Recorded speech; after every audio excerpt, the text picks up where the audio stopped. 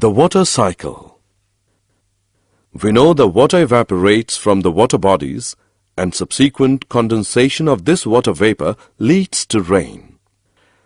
But even after this continuous condensation process, we don't see the seas and oceans dry up.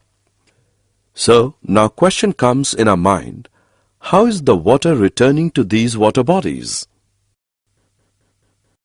The answer to above question is that the whole process in which water evaporates and falls on the land as rain and later flows back into the sea via rivers is known as the water cycle. All of the water that falls on the land does not immediately flow back into the sea.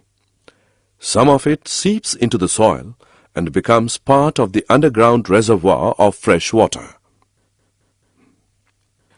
Some of this underground water finds its way to the surface through springs, or we bring it to the surface for our use through wells or tube wells. Water is also used by terrestrial animals and plants for various life processes. As you know, water is capable of dissolving a large number of substances.